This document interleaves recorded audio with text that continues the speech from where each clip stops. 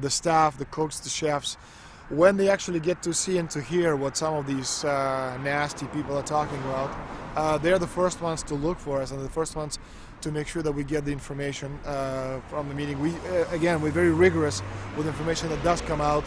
We double, triple, and quadruple the confirm the sources, make sure that all the information checks out. A lot of the stuff, the Bilderbergers have planted information, make sure that this disinformation nullifies the accuracy of the reporting, which is why we never publish the first thing we hear.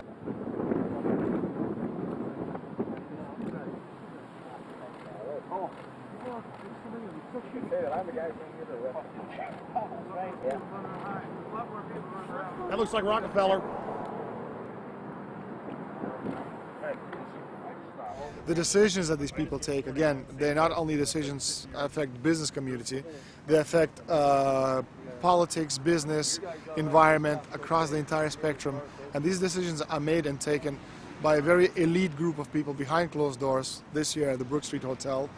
We are not privy to these decisions. We're not allowed to know what they're talking about, but we'll definitely feel the consequences of these decisions over the next 12 months when events which apparently by accident seem to happen, in fact, have been planned right here this year at Brook Street Hotel between 8th and 11th of June. What does it do when you get 120 of the most powerful people in the world getting together to have meetings with government officials? I mean, that's amazing. Well, it is what I mean is that they're planning the corporate agenda. They're not planning the democratic human journey agenda, in my opinion. Mussolini had a definition, is when the interests of the corporation take completely over from all other interests, and that's fascism. He said it should probably be called corporatism. Well, call it corporatism, call it fascism, call it neo-lib, neocon. There's a whole variety of political words, depending on which side of the stripe you come from, to start with, which describes the thing.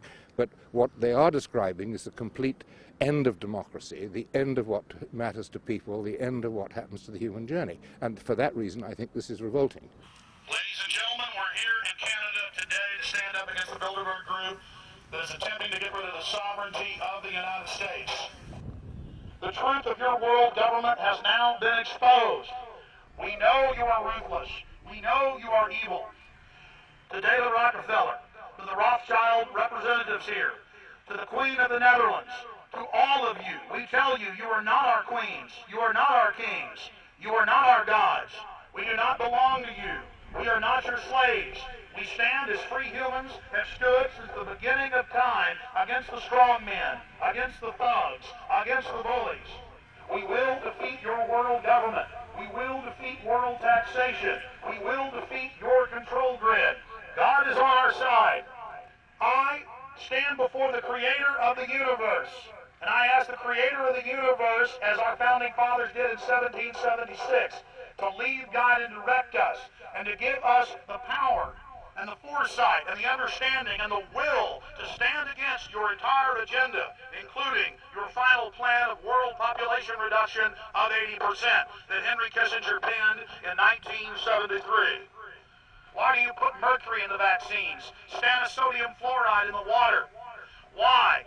Why do you put cancer viruses in the vaccines? Why have you used depleted uranium now in 4 separate nations? You're arrogant. You have the sickness that elites have had throughout history in their literal and, in some cases, figurative ivory towers. You believe that you're invincible. You will and you are failing now. Your New World Order will fall.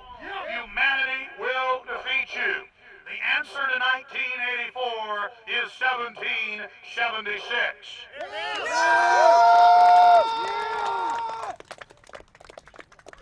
Bilderberg is an elite organization, and the way it works, the protocol of the meetings is the staff, after they're vetted out, they're told exactly how they're supposed to behave themselves, meaning that they can never address the attendees, they can never speak to them unless they're spoken to first, they can never look them in the eye. They have to approach them from the right side, the people who are right-handed, and from the left side, the people who are left-handed. They can never look them straight on. And needless to say, all the information that is being spoken during the conferences is under no circumstances allowed to come out. That's what they're told. They're threatened with not being able to find another job anywhere in the sector if they reveal any information to the press.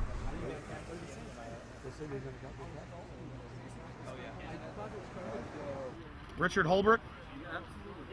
Ambassador Richard Holbrooke thought the peasantry wouldn't recognize him. if he took a stroll off the grounds of Brook Street.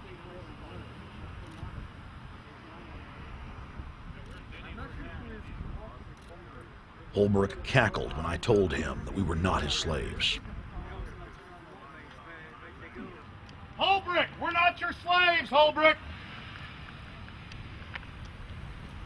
We're not your slaves.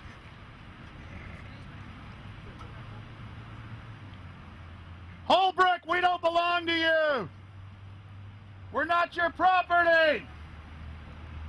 Get back on the sidewalk. We're free humanity.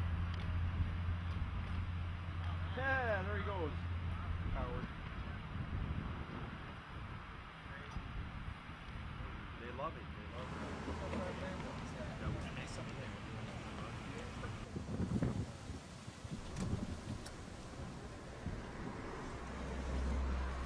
Okay, we're going to be going around the back here, guys. Hey guys, how you doing?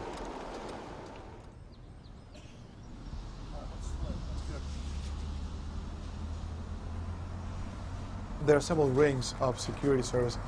The American delegation at every Bilderberg meeting is usually protected by the CIA and a special division of the US Army. The British delegation is protected by the MI6. Israelis usually are protected by the Mossad. The Ottawa police, in this case, working for the security, they have very little, actually they don't have any information at all on what the meeting is about. They didn't know who the Bilderbergs are. Then there's an elite private firm protecting the perimeter, doing all the dirty work, such as shooing off the photographers and bothering the protesters. But, you know, that's like piddly stuff. All the heavy stuff is done by the security service, such as the CIA, MI6. Some years ago, my legs were a little bit stronger than they are now, and I'd crept over a fence under cover of darkness and approached.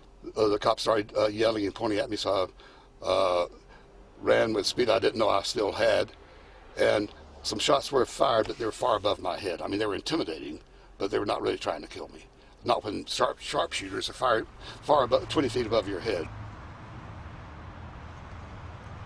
Bilderberg was founded by David Rockefeller and the Rothschilds in Britain and Europe. They're still the main powers. Baron Evelyn D. Rothschild, a male, attended for many years. Rothschild is still represented. You'll see them on the list of participants. Somebody representing the Rothschild group. They are the main powers behind Bilderberg. The Dutch Royal Shell is part of the Queen's fortune.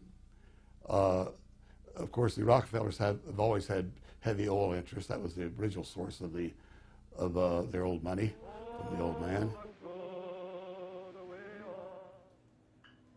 Jim just got the official Bilderberg letterhead list from his mole inside the Bilderberg group. Let's go look at it. Wall Street Journal.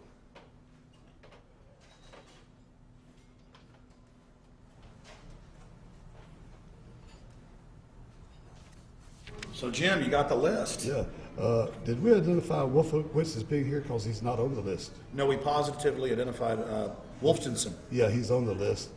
Yeah, there's Wolfenson right there, James Yep. Wolfenson. But aren't there always people who aren't listed? Yep. Over the years, we've identified like sometimes one, sometimes three people who are not on their own list who have attended. Now, I think what is very difficult for most people to understand is how such a small group of 125 men and a few women control a population base of 6 billion people. Actually, it's much easier than you think. These people work on what I call systemic methodology, meaning that you take a pie, just imagine you take an apple pie and you slice this apple pie into lots of very small pieces, and you put in front of each one of these pieces your men or women of trust. And by controlling this individual, you control an entire organization.